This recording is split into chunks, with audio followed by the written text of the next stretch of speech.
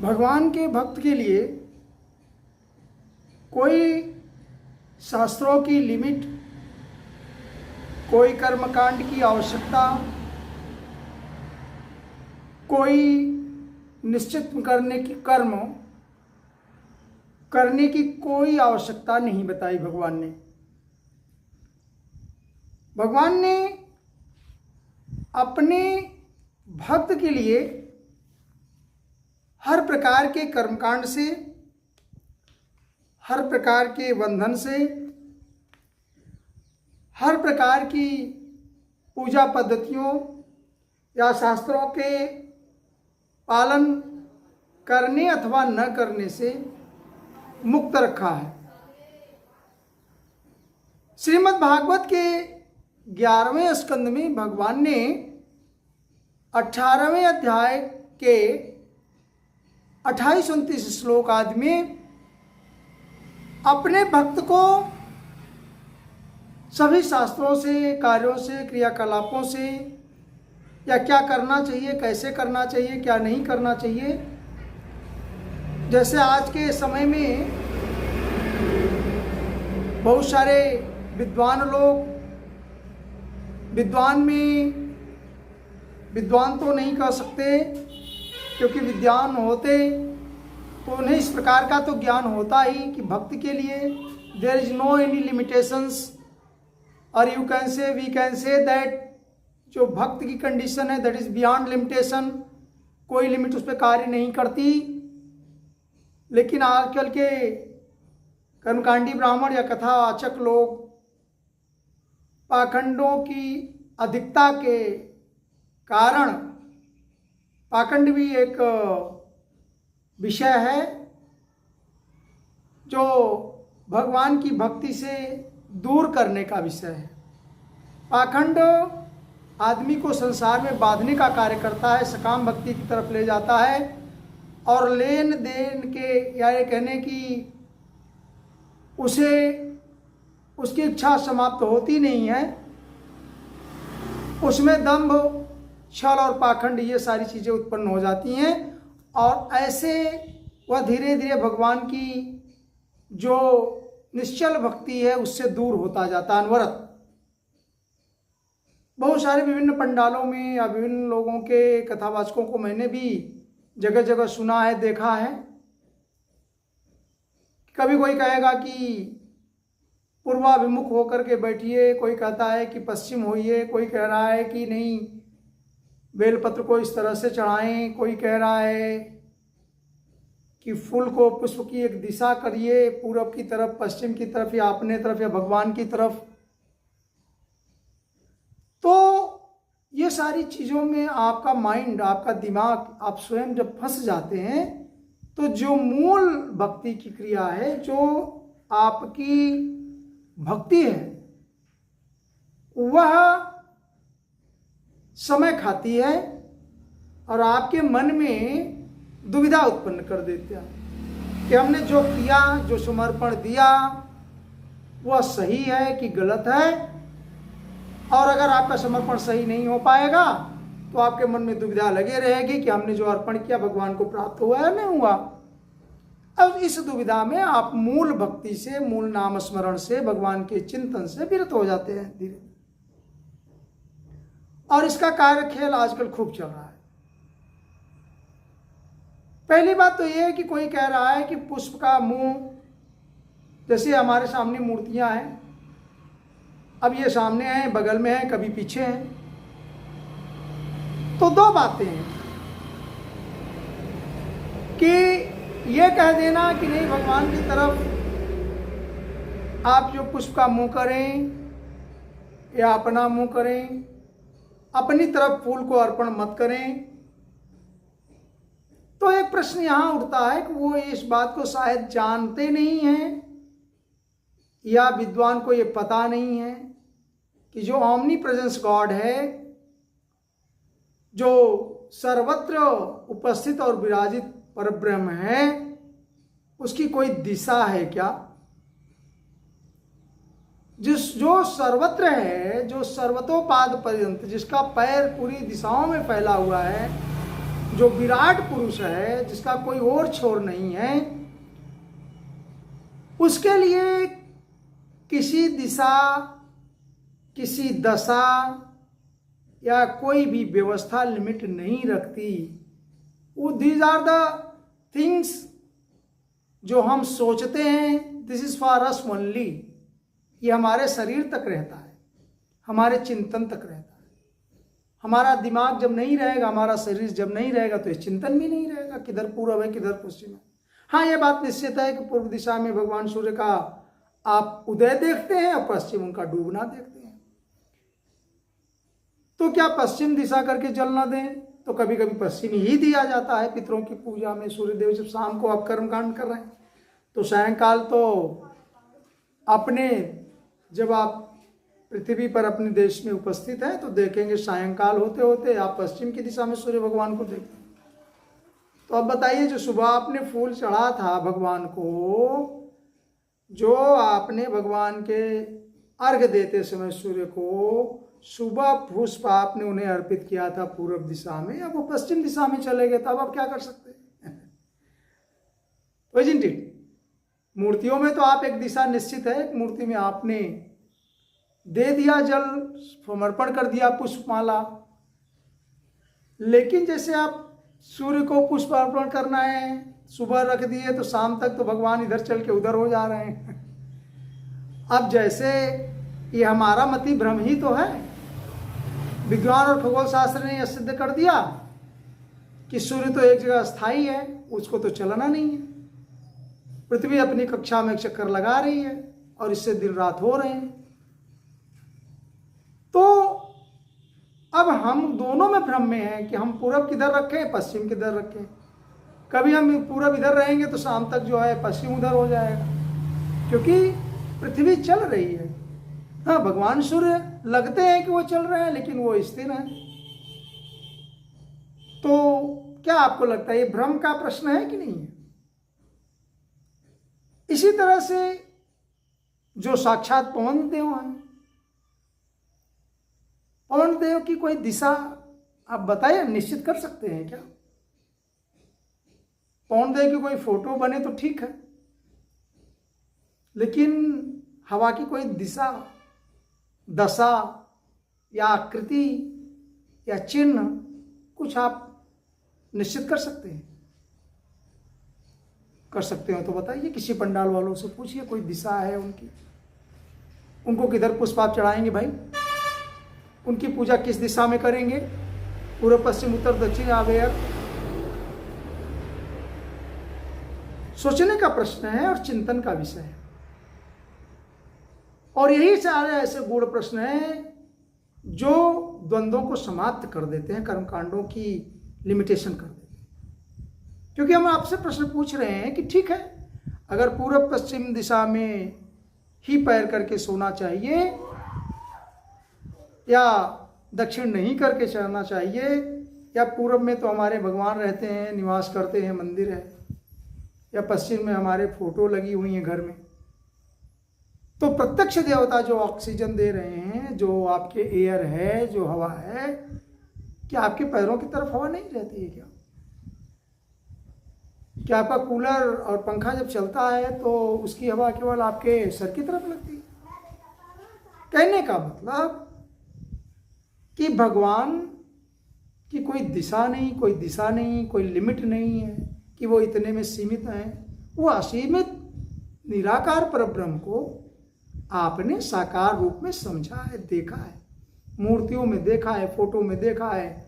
हाँ, उसने जब जन्म लिया है आपकी भक्तों की पुकार परीक्षा पर, तो वो साकार परब्रह्म का शरीर ग्रहण करता है और अवतार ग्रहण करता है। अब अवतारी पुरुष है, अवतार है, ग्रहण है, भगवान आ गए, संत देवता आ गए, आपके पिताजी आ गए, तब तो आप उनका पूजा संस्कार उनके पैरों के साथ कर सकते हैं। लेकिन जैसे हवा है तो उसका कहाँ पैर है, कहाँ सिर है, कहाँ आप चंदन लगाना चाहते हैं और कहाँ आप पुष्प अर्पित करना चाहते हैं। या सूर्य देवता को उगते और चलते नहीं देखे तो जो प्रकाश आता है उनका, उसकी पूजा आप कैसे करें? वहाँ के वहाँ सिर पार पैर मिलेगा। ये सारे प्रत्यक्ष देवता हैं। जल है, अब आप जल को ग्लास में रख सकते हैं, कभी कभी गंगा जल को आप नदियों से ला करके गैलन में रख लेते हैं, सीसी बोतल में रख लेते हैं। और गंगा जी में आप जब जाते हैं पूजन के लिए, ध्यान दीजिए, तो आप वहाँ पुष्प दे देते हैं, गंगा जी में घुस करके उन्हें अर्घ दे देते हैं, प्रणाम करते हैं, स्नान करते हैं। लेकिन उस बॉटल में क्या कर सकते हैं, उस गैलन में आप क्या कर सकते हैं, उसमें पुष्प कहाँ डाल सकते हैं। तो कहने का मतलब आपने लिमिट करने की कोशिश करी, और जब लिमिट करने जो अनलिमिटेड है, जो सूक्ष्मात सूक्ष्म है और बृहत्तम है, उसकी कोई लिमिट नहीं है, और इसीलिए उसके पूजा के विधान में भी कोई सीमा नहीं होनी चाहिए। असीमित, और असीमित केवल चिंतन ही हो सकता है, आराधना ही असीमित हो सकती है, क्योंकि सारे क्रियाकलाप सीमित है। एक पुष्प अगर आपने दे दिया तो क्या उनकी भूख मिट गई? नहीं, लेकिन हमारा चिंतन है कि एक पुष्प हमने मनसा दिया या नहीं दिया, केवल चिंतन किया, तो भी उसकी परब्रह्म की, परमात्मा की पूजन में वह सहायक हुआ, और हमने उसे अर्पण किया, ऐसा चिंतन किया, ऐसे मनोदशा की। इसलिए ज्यादा तर्क वितर्क, ज्यादा चिंतन, ज्यादा पाखंड, छल, दंभ, ये सब नहीं होना चाहिए पूजा पद्धतियों में। एक जगह बचपन से स्कूलों में हम लोग भी बचपन में ये प्रार्थना करी है, वह शक्ति हमें दो दया निधि, कर्तव्य मार्ग पर डट जाए। So that is what is our duty that must have to perform. वो आवश्यक है,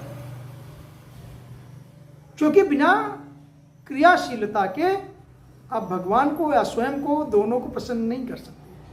जब आप अच्छे कर्म करते हैं तो आप पहले तो स्वयं को प्रसन्न कर लेते हैं, खुश कर लेते हैं, आपका दिल खुश होता है, मस्त होते हैं, और वही सच्ची आराधना भी हो जाती है।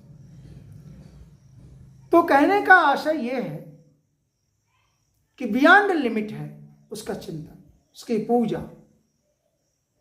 और ऐसा मैं कह नहीं रहा हूं, भगवान ने श्रीमद् भागवत के 11 स्कंद 18 अध्याय के 28, 29, 30 श्लोक में ये सारी बातें अपने मुखार बिंदु से कही हैं। राजा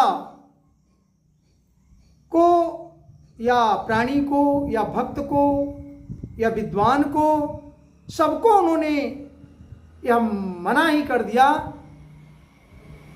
कि चिंतन ठीक है, लेकिन पाखंड और छल दम्भ ये सब ठीक है। हाँ, और फिर हमारा वो अगर कोई भक्त है तो उसके लिए तो सारी limitations, he is beyond limit, उसके अंदर कोई, उसका कोई कंडीशन टर्म्स ही नहीं है हमारे भक्त के लिए। ज्ञान निष्ठो विरक्तो वा मद भक्तो वानपेक्षक, वो ज्ञाननिष्ठ है, विरक्त है, मुमुक्ष,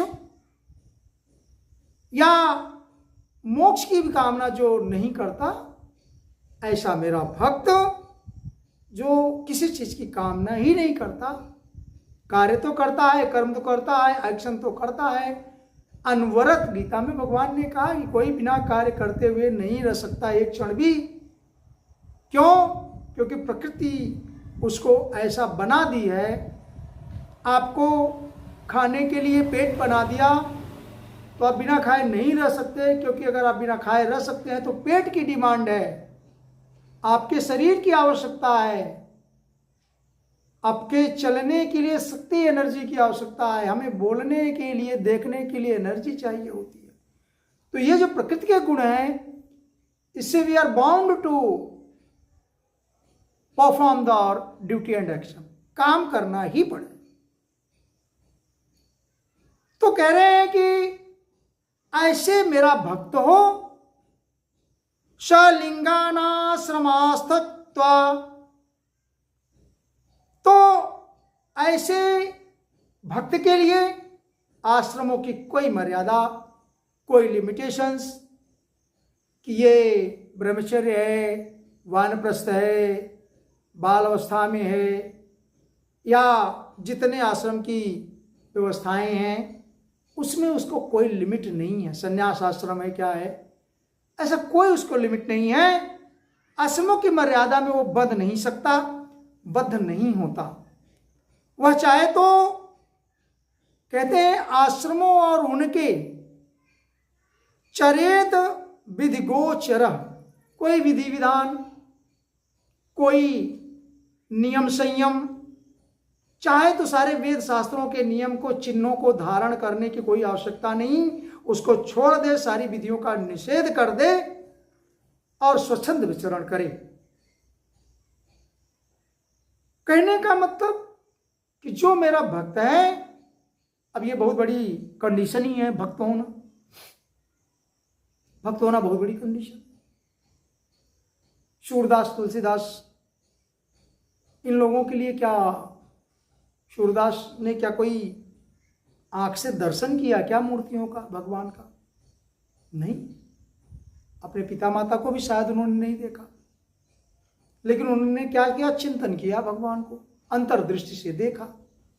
क्या उन्होंने किसी वेद शास्त्र का अध्ययन किया? नहीं, लेकिन चिंतन के द्वारा लिख दिया, गाना गा दिया, सूरदास के पद प्रचलित हो, भजन कीर्तन किया।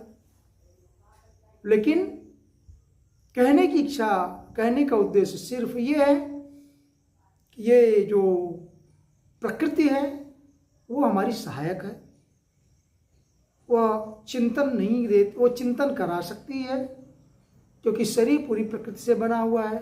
आपका चित्त, आपका दिमाग, आपका धैर्य, आपका ज्ञान, ये सारी शरीर से लिमिट में है। लेकिन जो सूक्ष्मात्म सूक्ष्म है, परब्रह्म है, उसे चिंतन के माध्यम से, ज्ञान से, ध्यान से आप प्राप्त कर सकते हैं, और सारी विधियों का निषेध करके हमारा भक्त हमें प्राप्त कर सकता है। इसके आगे उन्होंने और बात कही, ज्ञानियों के लिए भी बताई। वेदवाद रतो न स्या अन्य पाखंडी न हेतु कहा, कि हमारे जो भक्त हैं, जो मुझे मानते हैं, जो मेरा चिंतन करते हैं, यजन पूजन करते हैं, ज्ञान करते हैं, चाहे विरक्त हों, वैरागी हों, सन्यासी हों, ज्ञानी हों, भक्त हों मेरे, उनको अपने ज्ञान का प्रदर्शन नहीं करना चाहिए। उन्हें शुष्कवाद विवादे न कश्चित पक्षम समाश्रयित, पूरे वाद विवाद में भी नहीं पढ़ना चाहिए। What should be done, what should be not done. अगर किसी ने ऐसा कह दिया तो आपने उसका प्रतिकार किया या उसकी व्याख्या, उन्होंने कहा वेदवाद तो शुष्कवाद विवाद में बस फंसिए, कर्मकांडों की व्याख्या में न लग जाइए, यही होता है, ये नहीं हो सकता, ऐसी कोई लिमिट नहीं, क्योंकि भक्त के लिए उन्होंने सब कुछ क्षमा किया। और ये सारा सब कंडीशंस जो टर्म से लिमिटेशंस हैं, ऐसा अपने भक्तों के लिए, लोगों के लिए मना किया कि there is no limit before our duty. कोई भी कंडीशन टर्म सही नहीं है, लिमिटेशंस नहीं है। जो एक ही लिमिटेशन है, ही और सी मस्ट बी अ ड्यूटी। हमारा भक्त हो, ये कंडीशन पर्याप्त है और मैं उसे मिलता हूं। ऐसे बहुत सारे उदाहरण हैं। आगे श्लोक में उन्होंने यह भी कह दिया कि अगर आपके पास अच्छे ज्ञान है तो आप पागलों जैसा भी व्यवहार कर सकते हैं, करें, पागल की जैसे रहें। जड़ भरत की और राहु गण के प्रसंग आदि में यह देखने को मिलता है। जड़ भरत, उन्हें जड़ इसलिए कहा गया कि उन्हें कोई भी समझ ही नहीं पाया कि भगवान ऋषभ देव के अवतार ये खुद में इतने परम भागवत हैं, पर ब्रह्म परमेश्वर की आराधना में उन्हें लोग पागल ही कहते थे। कोई बच्चे उन पे हंसते थे, पत्थर मारते थे, तो भी वो चलते रहते थे। क्यों? क्योंकि उनके अंदर समय एक जब चल रहा था, वो भगवान के चिंतन के, सारा कुछ उनका काम चिंतन के, भगवान के लिए।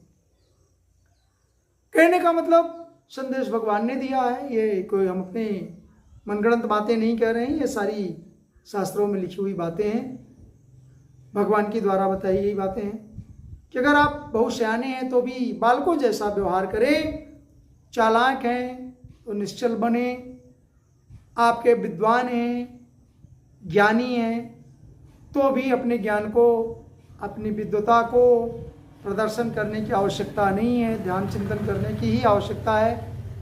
संन्यास का आश्रम है तो बंठन के किसी को प्रभावित करने का, पाखंड रचने के लिए नहीं है।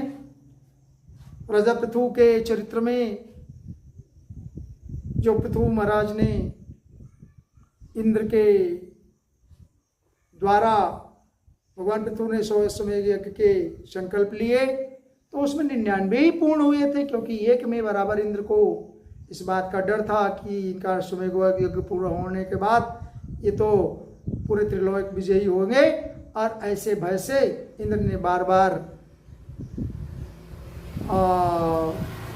विघ्न डालने की कोशिश की, और अंततः हुआ क्या कि वह यज्ञ पूर्ण नहीं हो पाया। 99 यज्ञ में यज्ञपति भगवान विष्णु स्वयं दर्शन देकर के उन्हें कृतार्थ करते हैं, और वहीं से पाखंड की शुरुआत होती है। तो पाखंड तो रहेगा, पहले भी था, आज भी है, और श्रीमद् भागवत में इसके कई वर्णन भी आए, पाखंड की परिभाषा भी बताई गई, प्रमाण के चित्रण भी किए गए, बंठन के चलने के लिए भी। तो हमारे कहने का मतलब आप हम अध्ययन करते रहें, चिंतन करते रहें, भगवान के लिए करते रहें, उनके लिए सोचते रहें, बाकी जो चीज़ें हो रही हैं उसको होने दें। किसी को कुछ कहने की ज़रूरत नहीं है, किसी को कुछ समझाने की, वाद विवाद की ज़रूरत नहीं है। पागल जैसे भी आप रहें, आप कोई कर्मकांड जानते हो नहीं जानते हो, समर्पण करते चलें, नाम जपते चलें, भगवान की कामना और चिंतन करते चलें, योगाभ्यास करें, ध्यान करें, और कोई ज़रूरत नहीं है कि आप किसी भी शास्त्र का अध्ययन तो करें लेकिन उसका दिखावा ना करें, किसी को संदेश तो दें लेकिन वो जो कर रहा है उसको करने दें। हाँ, आप सुधार सकते हैं तो दिशा दें, लेकिन आप बतंगड़ बना के, अपने को दम्भी बना करके, क्योंकि उसको संभालने में स्वयं कभी कभी तो अच्छे अच्छे ऋषि महर्षि ज्ञानी दम्भी बन जाते हैं, पाखंडी बन जाते हैं, दूसरे के देखने के लिए, दूसरे को संभालने के लिए। अभी हमारे दो एक कथावाचक हम देख रहे हैं कि वो दूसरे को शिक्षा देते देते स्वयं में मुझे लगता है कि वो कुछ बिगड़ से रहे हैं, और उस समय आते आते सब निश्चित ही आपके सामने आ जाएगा। कहने की आवश्यकता इसलिए नहीं है कि हमें भी उसी सिद्धांत पर चलना है जो भगवान ने कहा कि वेदवाद रतो और सुस्वाद विदात में नहीं फंसने की जरूरत है। हाँ, आप भगवान के भक्त रहें, चिंतन करें, मार्गदर्शन करें, आपको आता है, आपको मालूम है तो दूसरों की मदद करें अपने ज्ञान से, लेकिन ऐसा कुछ न करते जाएं किसी की भक्ति में अनायास विघ्न पड़े। कोई कैसे पूजा कर रहा है, किसी की पद्धति कुछ है, कोई पूर्व मुँह कह रहा है, कोई पश्चिम कर रहा है, कोई ये कर रहा है, कोई कुछ तो कर रहा है तो परमात्मा के लिए ही समर्पण कर रहा है, इतना तो हमें आपको समझना ही चाहिए। तो इसलिए कभी भी हमें आपको कमेंट में फंस करके उसकी भक्ति को दूषित नहीं करनी चाहिए, और अनवरत कर्म ही करना चाहिए, क्योंकि बिना कर्म किए हुए संसार का कोई व्यक्ति नहीं रह सकता। इस तरह से गीता में भगवान ने कहा कि कोई भी बिना एक क्षण, ना ही कश्चित क्षणमपि, एक क्षण भी जातु तिष्ठत्य कर्म कृतो, बिना कर्म किए नहीं रह सकता, किसी क्षण भी नहीं रह सकता। हमारे फेफड़े और हृदय अनवरत चलते रह रहे हैं। कार्यते है वशः, आपको कर्म तो परवश होकर के करना पड़ेगा। क्यों? क्योंकि आपके साथ एक प्रकृति लगी हुई है। सर्व प्रकृति जय गुण है, कि जो आपकी नेचर है, जो आपकी जेनेटिक्स है, जो कि आपकी आवश्यकता है, जो लिमिटेशंस है, जो पेट है, जो निर्माण किया भगवान ने, जो चिंतन करने के लिए दिमाग दिया, जो आंखें दी, they working together every time, you can't stay them. तो प्रकृति के सारी जो गुण हैं उसके हिसाब से वो आप हर क्षण कर्म करेंगे। तो कर्म करने से, इसी गीता में भगवान ने कहा कि सारे कर्म अच्छे हो बुरे हो, सब में कुछ न कुछ दोष रहता है और बंधन लगता है, क्योंकि आप कोई वृक्ष को अपनी आवश्यकता के अनुसार अगर काटते हैं तो वहाँ भी एक पाप होता है, वृक्ष का जीवन चला जाता है। आप किसी पशु से दूध निकालते हैं तो निश्चित है दूध भी उसके बछड़े का शेयर है, बच्चे का शेयर है। तो निश्चित ही हम कर्म बंधन में फंसते जाते हैं। जैसे अग्नि जलती है तो धुआं होता रहता है, लेकिन फिर इससे मुक्ति का, इससे छूटने का क्या है? तो भगवान ने कहा कि आप सारे कर्म समर्पण करते चले, हमारे लिए कर्म करें। मतलब जो भी आप अपने लिए सोचते हैं करते हैं, ऐसा न सोच कर बल्कि आप भगवान के लिए करें। आप खेती करते हैं तो हमारी तो एक सिद्धांत बन गए हैं, खेती, हम खेतों में जाते हैं तो कम से कम ये प्रयास करते हैं कि भगवान को भोग पाने के लिए, भगवान को भोग लगाने के लिए भगवान हमको कुछ न कुछ इससे मिलने की आशा कर लेते हैं और उसी के समर्पण करके खेतों में चले आते हैं। और निश्चित है पृथ्वी विष्णु पत्नी नमस्तुभ्यम, वो जो प्रदान करेगी उसमें हम मनोरथ अपना जीवनापन करेंगे और उसकी अजन पूजन करेंगे। That's all. तो समर्पण आवश्यक है, चिंतन आवश्यक है, कोई लिमिट कंडीशंस आवश्यक नहीं है। भगवान के शरण में रहने की आवश्यकता है, उनके आराधना की आवश्यकता। जय श्री कृष्ण।